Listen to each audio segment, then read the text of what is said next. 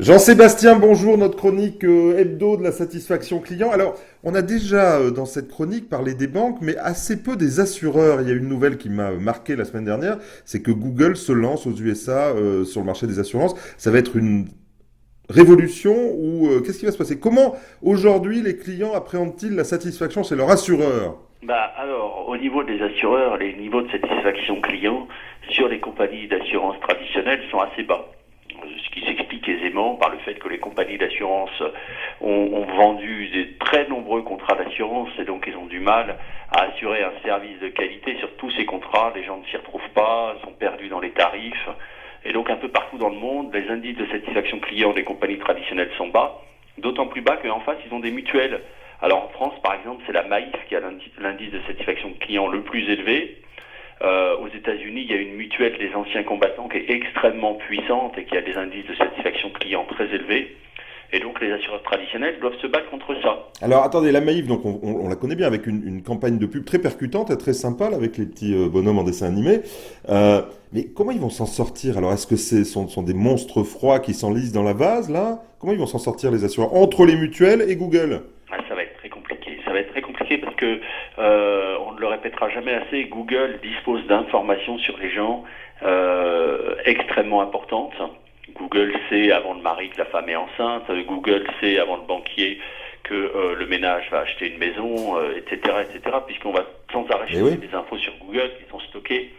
Et donc Google va pouvoir proposer des contrats d'assurance sur mesure. Alors Google ne sera pas assureur derrière, il faudra réassurer ses contrats parce que c'est un vrai métier. Donc on peut penser qu'il y aura une modification de la distribution et que là où les compagnies d'assurance traditionnelles distribuent leurs contrats à travers des réseaux de salariés ou des réseaux de courtiers, ils distribueront leurs contrats à travers Google. Donc le métier va se scinder réellement en deux avec d'un côté les assureurs qui vont assurer et de l'autre côté les acteurs digitaux qui vont distribuer. Oui, Google ne sera pas assureur, mais Google, Facebook et les autres iront chercher la marge là où elle est, et en tant que distributeur majeur, ils iront casser la marge des assureurs, Voilà, ils sont forcément. beaucoup plus puissants parce que regroupés, quand Mhm. il faudra traiter face à un Google, ce sera plus compliqué que de traiter face à des milliers de courtiers à travers le monde. Bien sûr. Donc évidemment, au niveau de la marge, ça risque de s'en ressentir. Le seul moyen pour les assureurs serait d'investir dans la satisfaction client, d'assurer une proximité avec leurs clients afin de les connaître et de traiter directement avec eux, mais c'est pas le chemin que prennent Ouais, mais les c'est le assureurs. cas, ils ont des agents généraux, des courtiers de proximité, sauf que c'est trop cher. Et puis, ce ne sont pas directement les compagnies.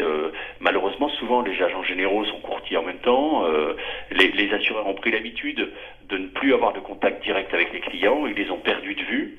Et puis, derrière, ils sont partis dans des stratégies d'internationalisation, d'acquisition, qui se sont faites au détriment de la satisfaction client. Donc, les gens seront ravis de pouvoir quitter leur compagnie traditionnelle pour aller vers des acteurs moins chers et plus à leur service. Donc, si je vous entends bien, Jean-Sébastien, vous n'avez pas de compagnie d'assurance dans votre portefeuille. Non, tout à fait. Nous n'avons aucune compagnie d'assurance et nous nous en félicitons jusque-là. Eh bien, ça nous rassure. Comment ça se passe ce début d'année? Excellemment, le fonds Trustim Rock, après avoir fait une hausse de 20% l'an dernier, est déjà en hausse de 7% depuis le début de l'année. Donc Waouh. ça va très vite. On espère que ça va se calmer un petit peu. Oui, est-ce que toute l'année n'est pas faite, là? Oh, je sais pas, ça va être une année extrêmement compliquée. 2014 était compliqué, 2015 ce sera encore plus, avec des mouvements dans tous les sens. Ça va être très très agité, donc il faudra plus que jamais se concentrer sur la qualité des sociétés qu'on a en portefeuille et sur la qualité de leur actif client. Et donc, on vous suivra toutes les semaines. Merci, Jean-Sébastien. Merci.